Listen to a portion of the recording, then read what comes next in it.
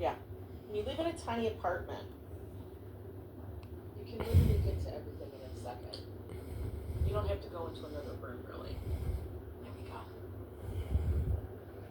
Italian rum cake. Oh, that would be wonderful. I wish I could make, I know I could if I tried, but I wish I could really make like the cakes and stuff that I can have. I just feel like it would be so expensive.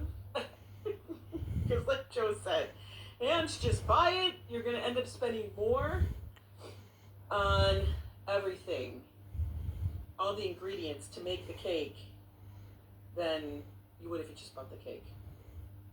You know, and he's right. Because like I can't buy regular flour, I have to buy almond flour and all of that. I have stuff. If I ever tried rum cake, I have had rum cake. I've had all different kinds of cake. It was called Chiles La Jalapena. Italian rum cake sounds wonderful. The Polish people would always put so much whiskey and other brandies and stuff in their cakes, their tarts, their torts. But the cake would be like yay big, full. It'll only cost you $200 for a dozen cookies. Thank you, $3.99 for that reminder. But that's because they bought regular stuff and then they bought the other stuff. I know, it costs so much for me to bake. I can't do it. It's too much money. I spend way too much money on baking shit like that. It's the truth. It's the truth. Also, I can show you guys a picture of keto cookies next to regular cookies. Who does that? I do that. I probably have enough ingredients to go bake a cake now. Don't make me do this. Why are you guys putting this in my head? You know when you plant the seed in there that I start to get obsessive. What'd you say? And wheat chocolate tort I make uses only half cup flour, the other ingredients. I know, I can't even do a half a cup of flour. I can't even do it. I literally can't do it. I've had stuff that has a little flour. I know, Velabate, Alba, and Bensonhurst. Yeah, Emmanuel. I've been there many times. I was visited all before the diet, before the bees came to lay. Oh, I loved going to Velabate. Yeah, we would go all the time. As kids, you got the Bushas rum soaked babka. The babka.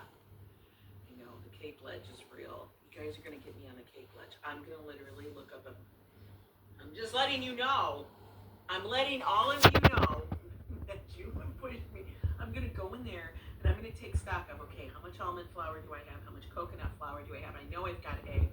I do have cream, which can be used. I'm going to be, I know, it's Sicilian, Emmanuel, I know, that's like the real shit. You walk into the Velabate, oh my God. And then when you get the arancini, oh, you can have it in the corner. Like when you walk in to the left, this is how I'm going to describe it. Emmanuel, you'll know that I've been there many, many times. You walk in, to the left is the coffee bar. You go to the coffee bar. Then they have the whole centerpiece, which usually has all the Easter. Right now it's like Easter banana crazy. Okay? And then to the corner, in the corner on the left, that's where all the hot food is. That's where hot food is.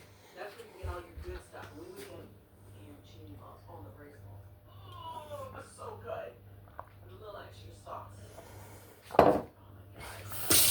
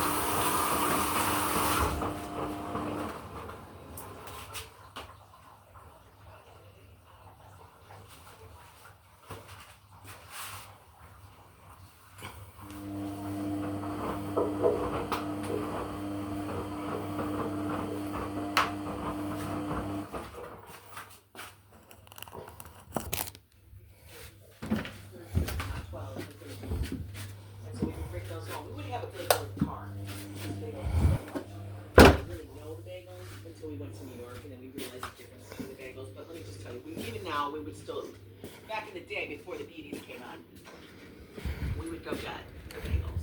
Okay, we'd have a bagel in the car. Got home. That's when we made the bagel with the cream cheese, because you can't do that in the car.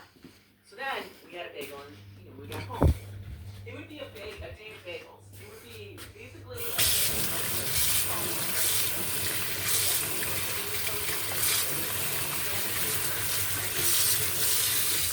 this on the bagels. By the time the end of the day happened, there was probably out of 13 bagels among 3 of us, there was probably maybe 1 bagel left. Hi, Absy. Hello. Okay, the last person who said, let's eat cake, you see what happened to her. Listen, everybody has cake, and not everybody develops the beaties. I developed the beaties because, one, is probably a predisposition in my makeup of my genetics. Also, yes, didn't realize that having pasta, bread, everything like that, my body doesn't like it. It says, that's too much for you, honey. So now I can't eat it. And that's okay. Let go of my bagel. It was a bagel day. Yeah. Pancakes for breakfast is not bad. I mean, it's what it was. It's what it was. You know, people have breakfast for, dinner. That's a good thing. That's fine. And honestly, food can be at any time. But yeah, we just didn't want to cook. What's my favorite bagel? Oof. I'm going to say it would have to be like a cheese bagel or basically a salt bagel. I liked the salt bagel. Oh, I know. So it's either between salt and sesame. Salt and sesame. Tell us about the spaghetti night at the home mix. The spaghetti night. We would have spaghetti. Josh doesn't like spaghetti. He never liked spaghetti. Yeah, DNA has everything to do with just about it. Oh, it does, Lori. And it's like, you just have to know what your body, everybody's different. But because of our way our culture in the U.S. is in regards to dietary stuff, they put it in everything. What's a salt bagel? A salt bagel is basically a plain bagel that they wet, and then they dip it in like pretzel salt. It's kind of like pretzel salt. And then it's got a good salty taste.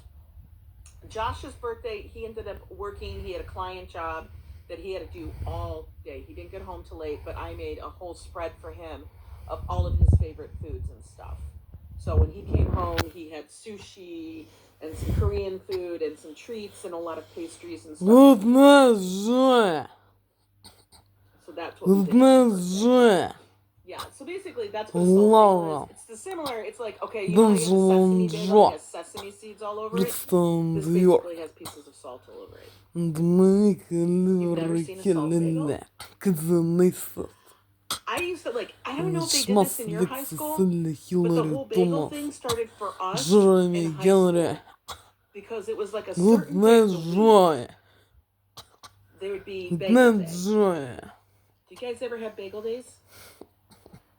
You ever have that? Like, they'd have bagels. So they would have a place that would deliver all these bagels, and then it's like the student council or whatever group would sell bagels. And it'd be like a quarter a piece. Legit, it was a quarter. Go back to sleep, Robert. You love fresh salt bagels. Yeah, if they're fresh, you don't have to do anything to them. You just eat them that way. But they have to be crunchy on the outside, soft in the middle. They were just plain old bagels, though. Yeah, but they had salt on them, which made all the difference in the world. I never was a raisin bagel fan. No.